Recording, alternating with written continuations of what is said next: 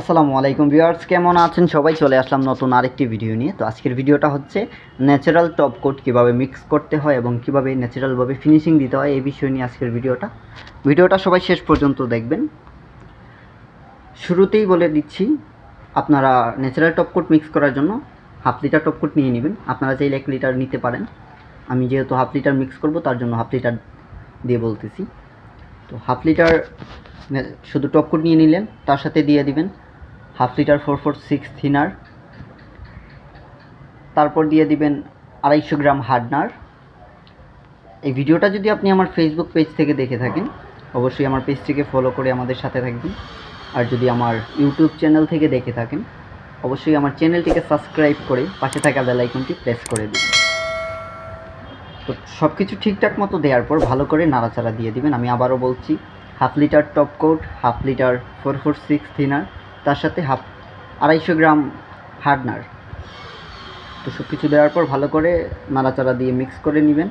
আর natural top coat যখন mix করবেন তখন কোনো ধরনের কালার দিবেন না, শুধু সাদা টপ কোটটাই থাকবে, যেটাকে ন্যাচারাল বলা হয়। মিক্স করার পর যখন আপনারা ফিনিশিং দেওয়ার জন্য টপ কোটটাকে গানে নেবেন, অবশ্যই সুতি তেনার সাহায্যে টপ কোটটাকে ছেঁকে নেবেন। টপ কোটটা ছেঁকে নেওয়ার পর যে কোনো ধরনের ফার্নিচারে আপনারা ফিনিশিং দিবেন।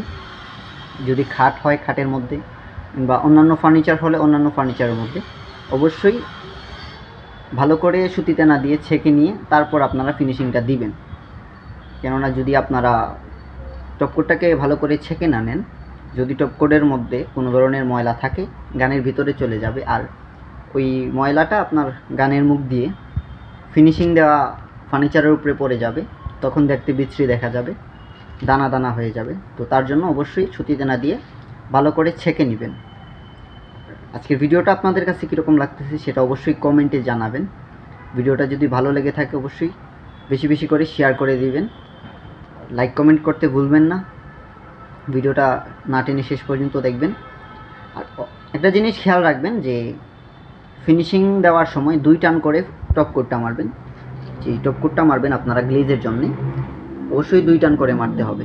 কেননা 2 টান করে যদি না মারেন, 1 টান দিয়ে যদি আপনারা শেষ করে দেন, সেই ক্ষেত্রে দেখা যাবে দাস দাস থাকতেছে, ফিনিশিংয়ের যে গ্লেজটা সেটা কম আসতেছে। তো তার জন্য আপনারা 2 টান করে ফিনিশিং দিতে হবে। আর দ্বিতীয় টান যখন আপনারা ফিনিশিংয়ের মধ্যে দিবেন, ফিনিশিংয়ের যে দ্বিতীয় টানটা, ওইটা দেওয়ার সময় অবশ্যই স্লোভাবে ফিনিশিংটা দিবেন। গানের হাওয়াটা মিডিয়াম রাখবেন, সব কিছু মিডিয়াম রেখে তারপর ফিনিশিংটা দিবেন। তো আমার প্রথম যে সাইডটা আছে, খাটের যে বড় পার্টটা, ওইটা মারা শেষ, ফিনিশিং দেওয়া শেষ। আমি এখন আবার লেগ সাইডের মধ্যে ফিনিশিং দেব। লেগ সাইডের মধ্যেও আমি ঠিক একইভাবেই ফিনিশিংয়ের কাজটা করব। প্রথমে 1 টান দিব, মিডিয়াম থেকে অল্প পরিমাণ হাওয়া বেশি দিয়ে তার আমি প্রথম টানটা মারব।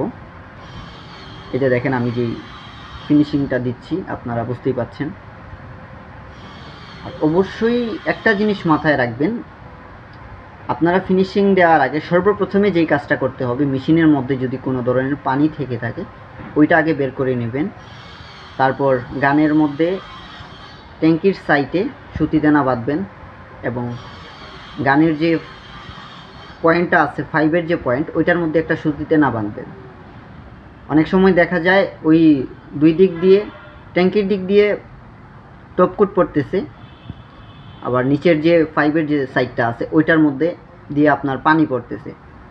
এখন আপনার একটা ফার্নিচার আপনি ফিনিশিং দিয়ে দিছেন, একটুখানি জায়গা ফিনিশিং দেওয়ার বাকি, ওই জায়গার মধ্যে পানিটা পড়ে গেল, ফিনিশিং দেওয়ার যে গ্লেজটা সেটা নষ্ট হয়ে যাবে। যে জায়গার মধ্যে পড়বে ওই জায়গাটা নষ্ট হয়ে যাবে। তার জন্য একটু সেফলিভাবে কাজ করতে হবে। তো তার জন্য আপনারা অবশ্যই সুতিতে না বেঁধে নেবেন, আর কাজটা খুবই ধীরে স্থিরে করবেন, স্লোভাবে করবেন, বেশি তাড়াহুড়া করবেন না। তো আজকের জন্য এই পর্যন্তই। ভালো থাকবেন সবাই, দেখা হবে নতুন আরেকটা ভিডিওতে। আল্লাহ হাফেজ।